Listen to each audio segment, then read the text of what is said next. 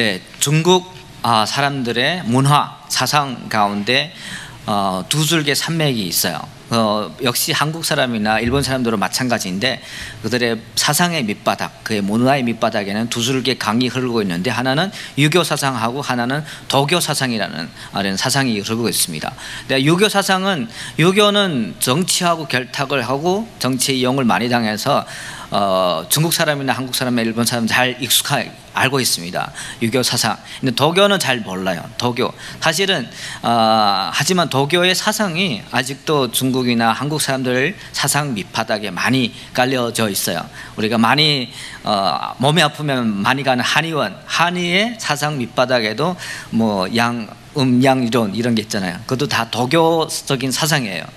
네, 이런 도교 사상이 정치하고 이게 결탁이 안 되다 보니까 많이 흘러나오지는 못했는데 그 도교 사상에 또 두 가지 산맥을 이루는 두 인물이 있습니다. 하나는 노자,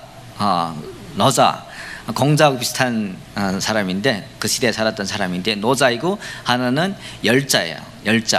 열자가 책을 많이 썼어요. 노자보다는 많이 썼는데 그래서 많이 알려져 있는데 그 중에 이분이 썼던 책 중에 한 책에 이런 이야기가 있어요.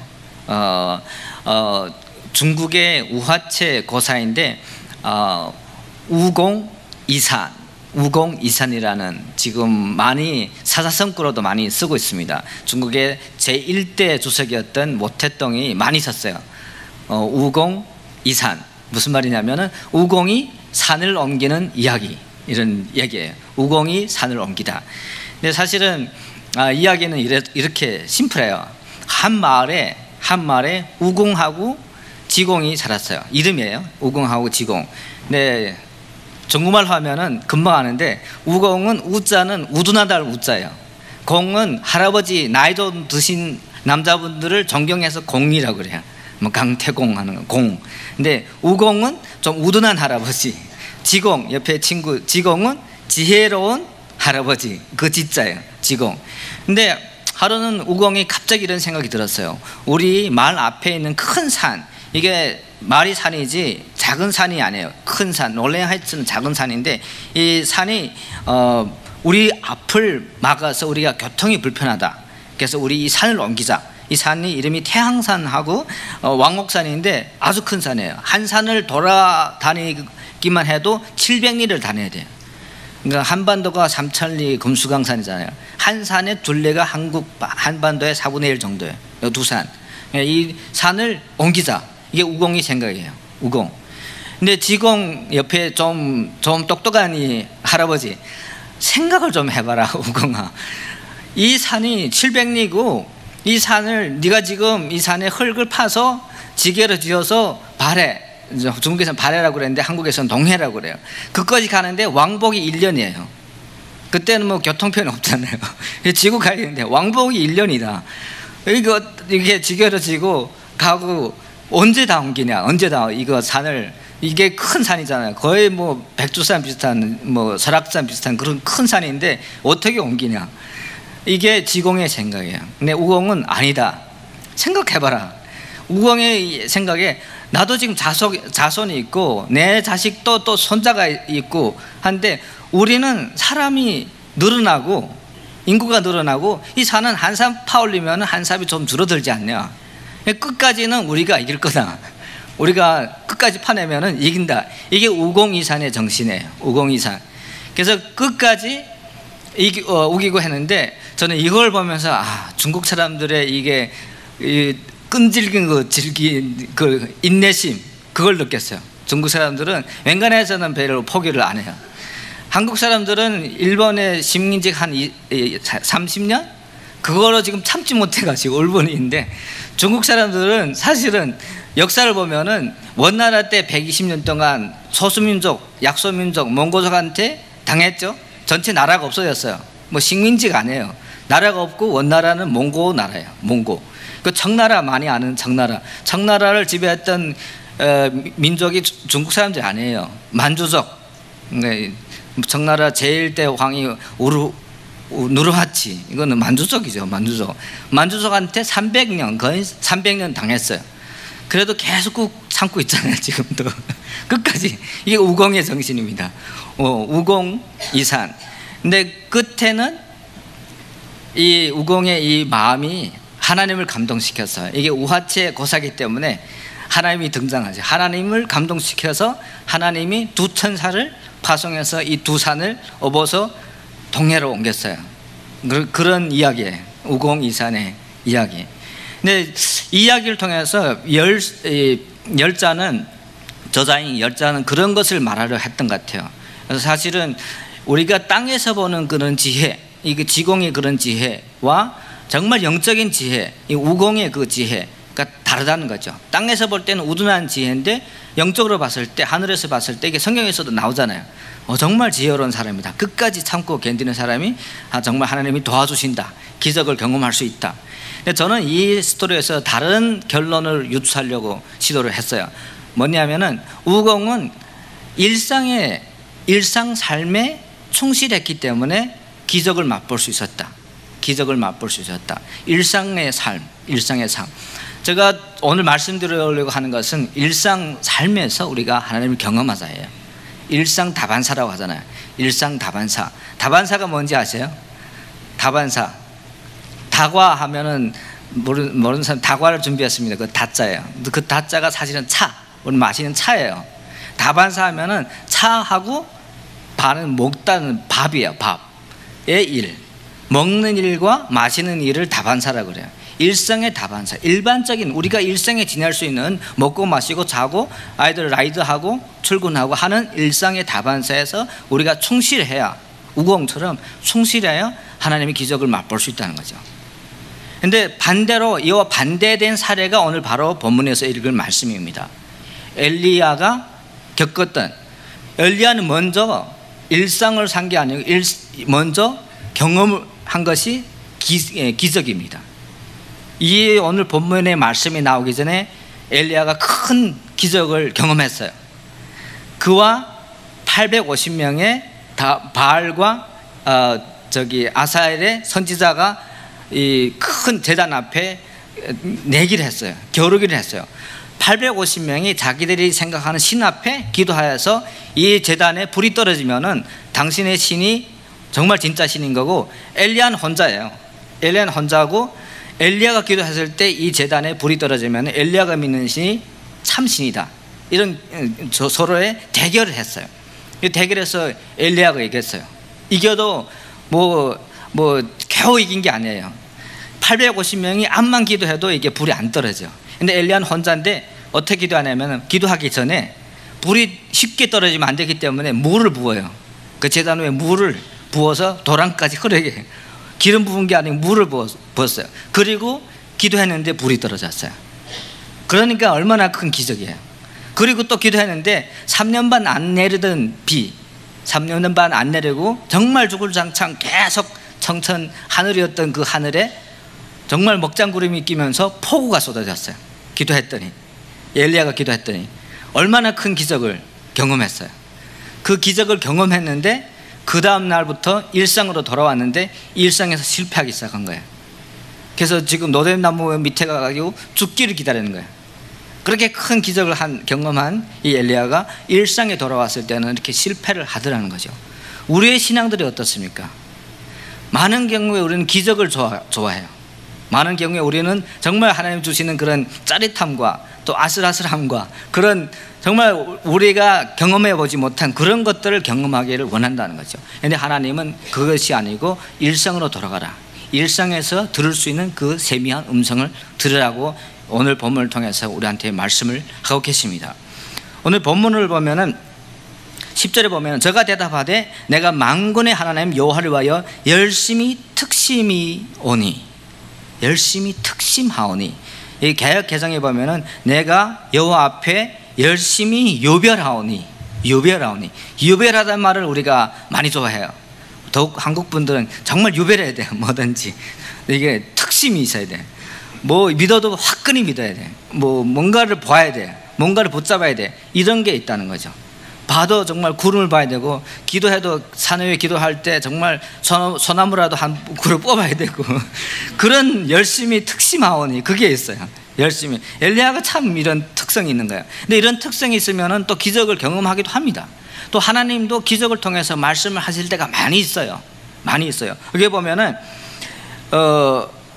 그렇게 열심히 했는데 아무것도 없다라는 거죠. 일상에 돌아봤더니 실망했는데 여호와께서 그 다음에는 일상을 통해서 엘리야에게 말씀하십니다. 이렇게 낙심했을 때 엘리야가 배고프고 목마르고 잠을 못 잤을 때 여호와가 나타나서 그를 푹 자게 하고 또 숯불로 구운 빵을 먹게 하고 또 물을 마시게 하고 이 일상으로 돌아오는 거예요.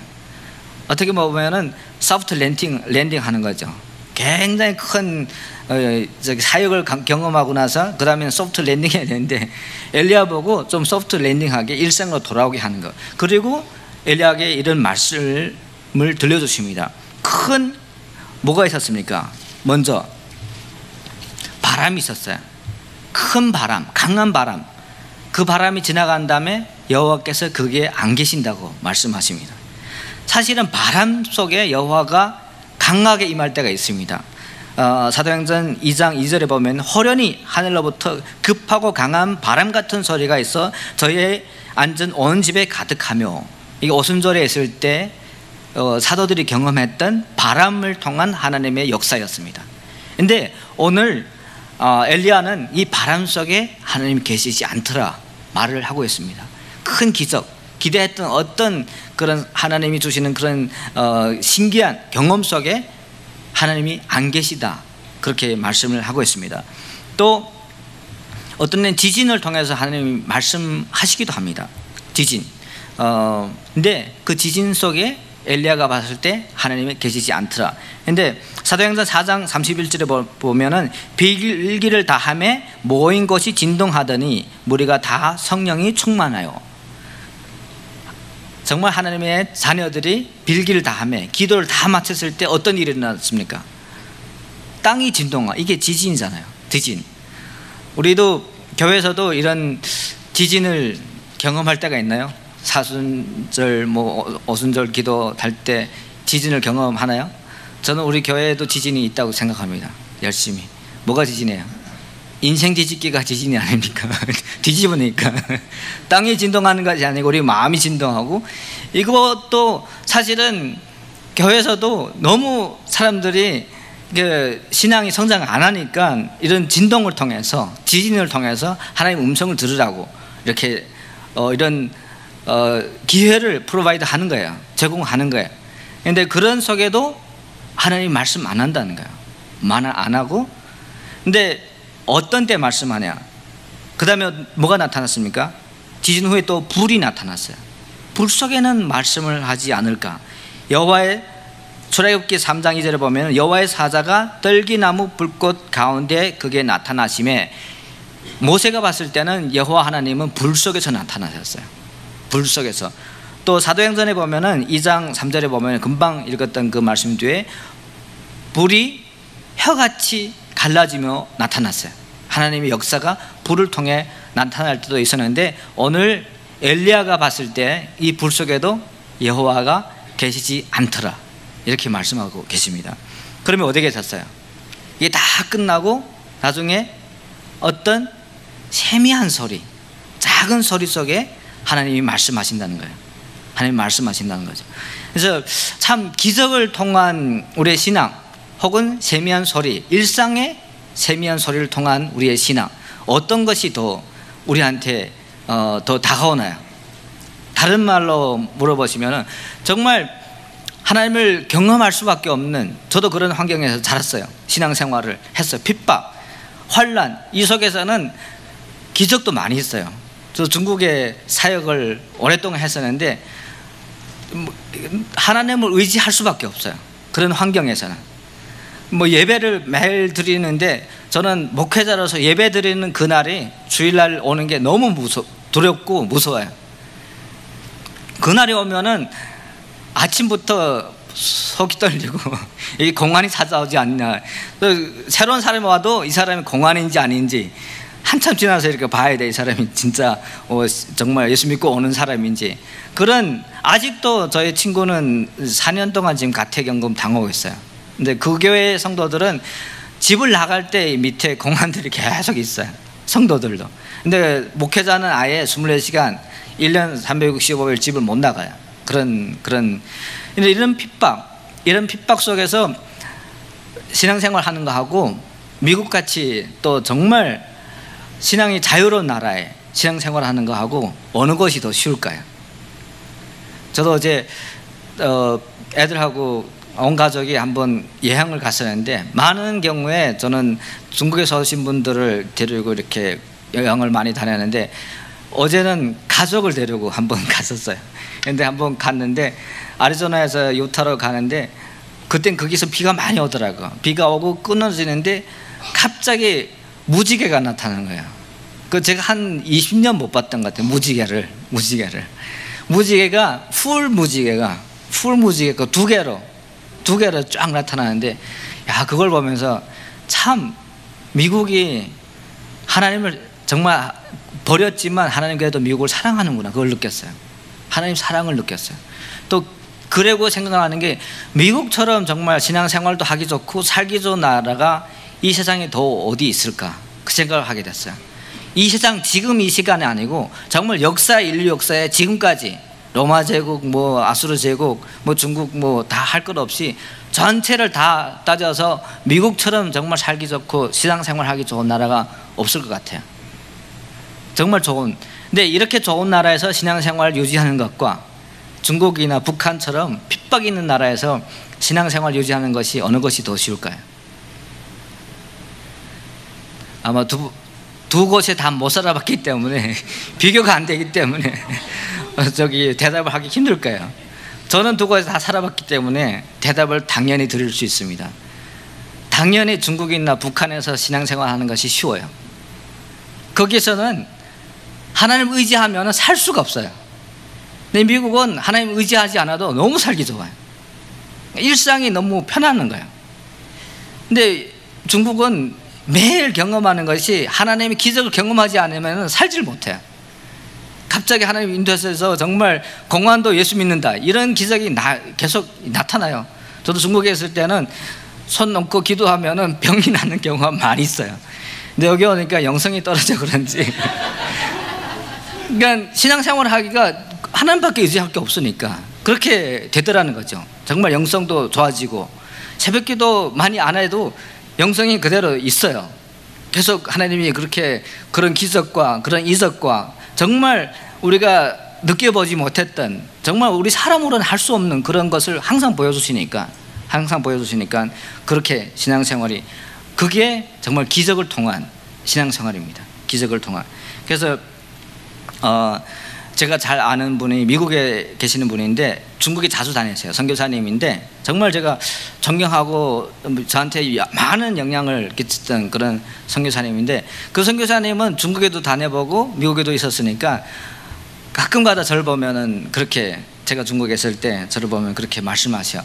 참 송 목사님은 행복하다고, 신앙생활을 하면서 스릴을 느낄 수 있어서 정말 행복하다고. 중국에 있으니까 스릴을 느낄 수 있잖아요. 스릴. 근데 사실 제가 속으로 되게 화가 나 있었어요. 당신이 한번 스릴 느껴보세요. 스릴 같은 소리를 하고 있어요, 정말. 그래서 제가 미세한 소리로 그렇게 못 듣게 얘기하는데, 그 소리를 하나님 들으신 것 같아. 한 번은 그분 같이 스릴을 느꼈어요.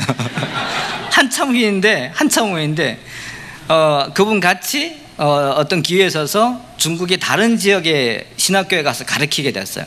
근데 중국은 지금 많이 좋아졌습니다. 그래서 신학교에 있는 그 신학교의 근처 혹은 그 신학교에서 그 교수들이 가르치면 괜찮아요. 근데 외국 사람들 와서 가르치거나 다른 지역에서 온 사람들이 와서 가르치면 문제 삼아요. 그래서 뭐 공안에 와서 찾아가고 그러는데, 저와 그분이 그리고 다른 일행들이 가서 가르치고 있는데, 신학 강의를 하고 있는 도중에 공안이 온 거야. 그래서 그 문에 지키던 사람이 금방 어떻게 해가지고 가르치던 사람이 한 5초도 안 된 사이에 다른 방으로 이동하게 됐어요. 다른 방으로 이동했는데, 그 방이 그 여자 기숙사 안에 또 다른 방이 있더라고. 좀 몰랐는데 문만 봤는데 그 방으로 들어갔어. 안에 들어가 봤더니 창고처럼 있더라고요. 거기 방에 우리 10몇 명이 외부에서 오신 분들이 10몇 명이 있었는데, 공안이 어디까지 왔냐면 그 문 밖에까지 왔어요. 여기가 무슨 곳이냐 이렇게 물어보더라고요. 그 안에서 그분도 같이 있었어요. 스릴을 좋아한다는 그분. 근데 그걸 어떻게 또 모면하고 공안이 갔어요. 그 사건 이후에 이분 다시 스릴이란 말을 안 해요. 다시 일절 말을 안 하더라고요. 그러니까 스릴 뭐 어떤데 우리한테 엑사이트먼트잖아요. 흥분하고 자극하는 거잖아요. 그러니까 그런 게 좋을 수가 있어요. 기적 좋을 수가 있어요. 근데 하나님이 항상 우리를 그것으로만 살게 안 한다는 거예요.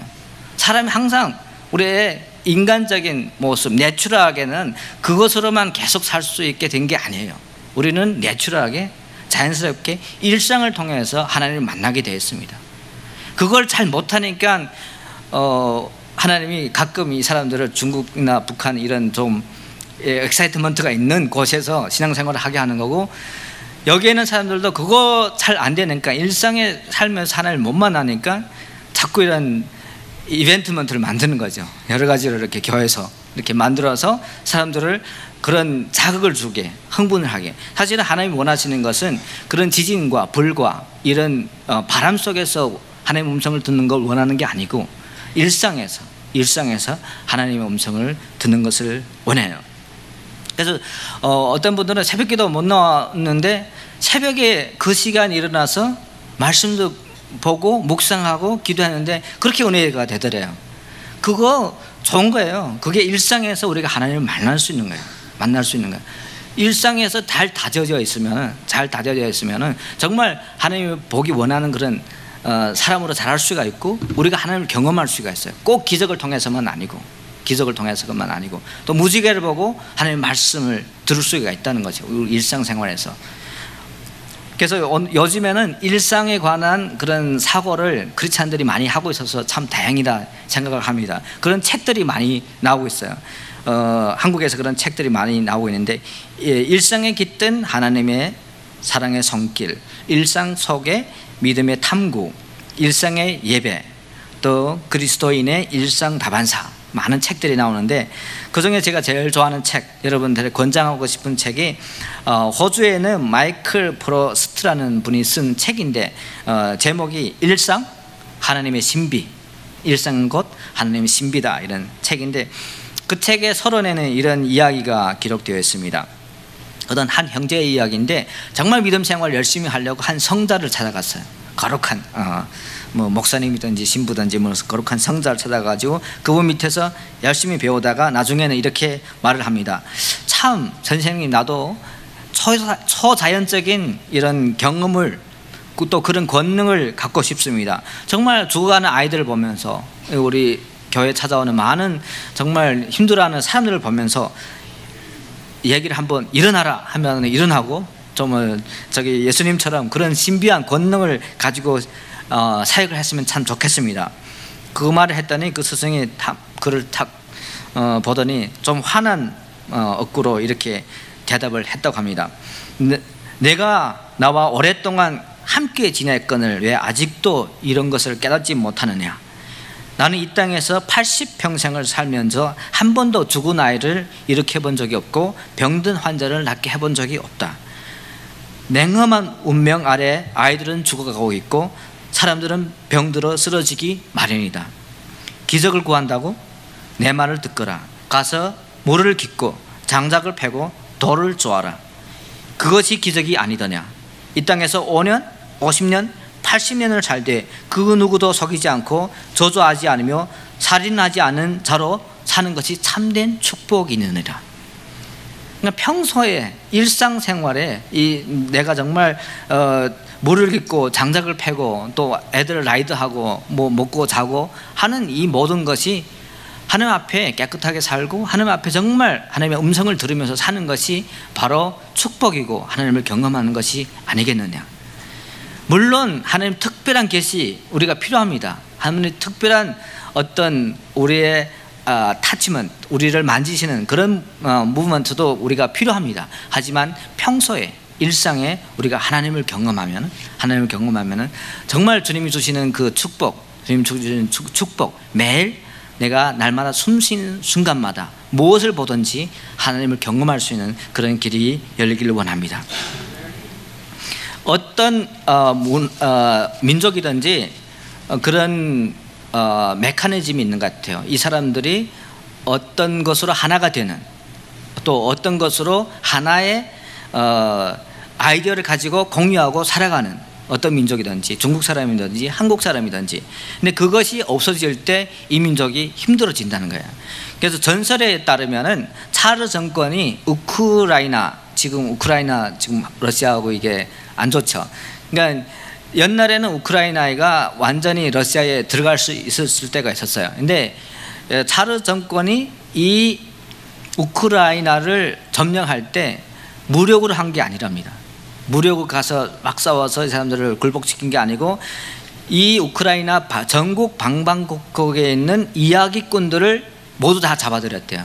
이야기꾼들, 지금 말로 하면은 한국에 있는 TV 드라마 작가들, 이야기를 만들어내는 사람들, 이게 아무것도 아닌 것 같은데 그것을 통해서, 이야기꾼들을 통해서 이 민족의 문화가 형성되고 이 민족이 공유할 수 있는 어떤 아이디어가 흐르고 있다는 거죠. 이 민족 속에.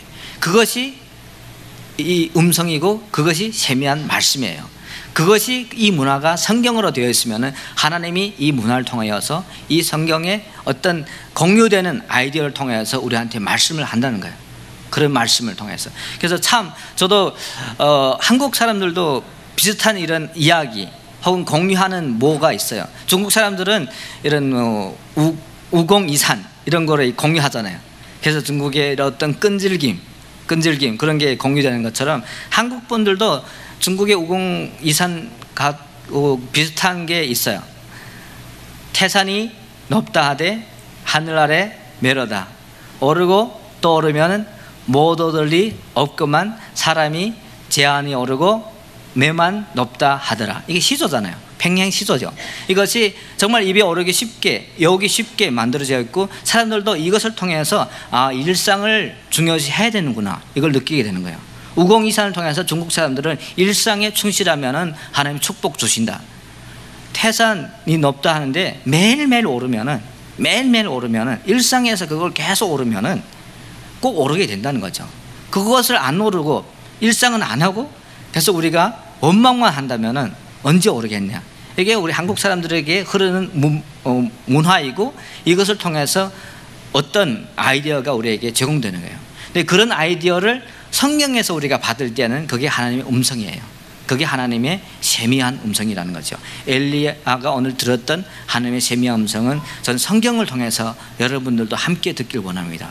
성경이 정말 우리 문화 속에, 우리 몸 속에, 우리 피 속에 정말 배어 있을 때 우리가 그런 모멘트를 당하거나 일상에서 그런 일이 일어났을 때 우리가 그 음성을 들을 수 있어요. 저도 많이 성경에서 그런 음성을 들어요. 성경의 말씀으로. 정말 3일 금식했을 때 하나님 갑자기 그런 말씀으로, 세미한 음성으로 오셨어요. 사람이 떡으로만 살 것이 아니요 하나님의 말씀으로 살지어다.